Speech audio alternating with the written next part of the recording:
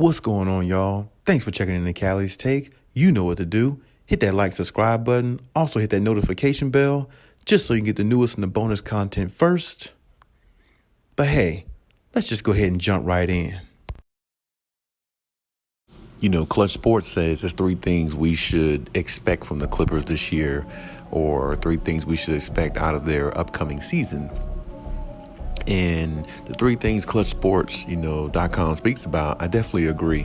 One of the things it talks about is Kawhi and PG averaging 50 plus points, a game, between each other, each game this season when they play. And I agree because, in the past, I would have said they need to add about 55 plus.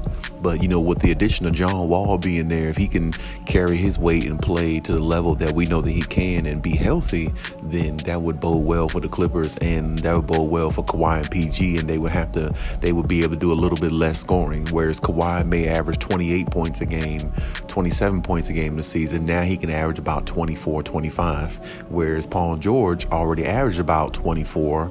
He can average about 22, per game. Or maybe even 21 per game, because John Wall can average about 18 to 20 with about 9 assists a game. So the balance of the power is there, and strength in numbers is there for the Clippers. So that would be a good, setup if they can actually have it that way. Take a little pressure off Kawhi and PG, scoring load wise, and that might better their chances of being healthy, going throughout the season and going into the playoffs, and better their chances of winning, if they can, have a little leeway and, not put as much pressure on themselves during the season just to keep the team afloat. Whereas now they have that point guard, especially a point guard rotation between John Wall and Reggie Jackson, that takes a little bit more of the scoring load off of them. And on top of that, that allows other guys to get, familiarized with the offense and, gel a lot more on the court. And then the trust that you have in other players, after, the chemistry is built like that, it definitely helps the team in the long run. So that's definitely one thing we want to see with the Clippers. Number two, it talks about Brandon Boston being their off the bench secret weapon, and or one of their biggest weapons off the bench. And I have to agree, because I said before, I really believe in Brandon Boston. I believe what Brandon Boston can do. I like his skill set. I like the way he plays, and I love the fact that he's versatile. You see what I'm saying? And I like he's got a handle. He can shoot. He can pass the ball underratedly. He can get some rebounds. He's not afraid to put himself out there on the defensive end. And like I said, he's just a very good mixture of a lot of talent that they already have on their team in one guy. You see what I'm saying? So it's like, when I look at his game, I see a little bit of Reggie Jackson, scoring, passing a little bit, kind of doing a little bit of everything, and I also can see a little bit of John Wall, not in regards to John Wall's speed, but in regards to John Wall's handles, maybe getting to the rim easy.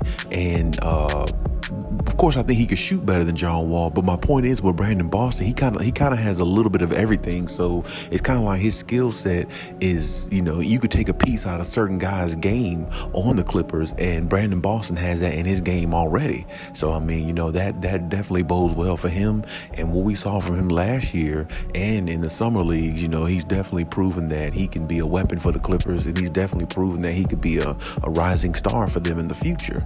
So I definitely like what I see from Brandon Boston. I've been overly impressed by him since I've seen him from college, and he's just gonna ascend more and more the more he gets an opportunity, and the more that Ty Lue allows him to go out there and flourish as a player that people know that he can be. So I'm definitely impressed with him, overly impressed with with what he's been able to provide this team, and I know this team is overly impressed with him as well. So it's a win-win for the Clippers if they can find a way to get the best out of him, because along with Luke Kennard and Terrence Mann, you add him off the bench as a third premier weapon. It's going to make a lot of teams second guess themselves playing against the Clippers, because of the depth that they have and how their depth is evolving the more and more they play. So that'll be great. And then you add a little bit of Amir Coffey in there off the bench. bench, who can play as well. I mean, they really will have like a bench mob based upon that, and then the other players they have too.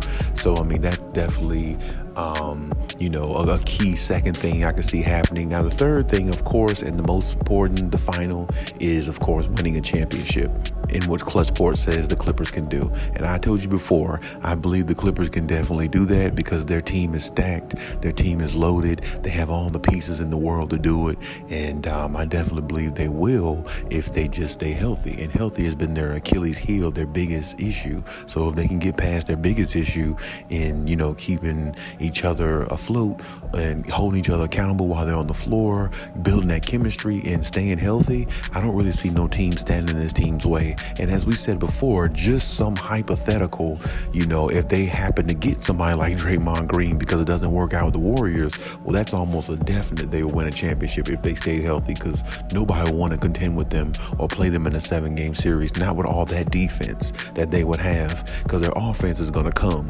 Defense is definitely going to be their key, because they would have too many defenders then, for a team to really stop anything they're trying to do. So I like the Clippers. I like their chances.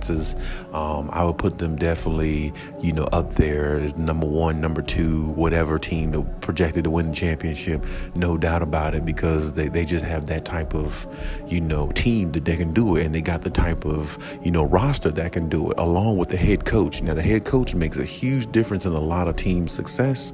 And of course, a lot of people look at that as like that depends on how far a team can go, depending on how good their coach is. Now, the Clippers coach has been known to be really good. I think Ty Lue is underrated. I think he's the best coach in the league, and I think over time, you'll see why. And I think possibly if they win a championship, that'll definitely solidify him even more. Even though he's already won a championship with Cleveland back in the day when they were down 3-1 to the Warriors.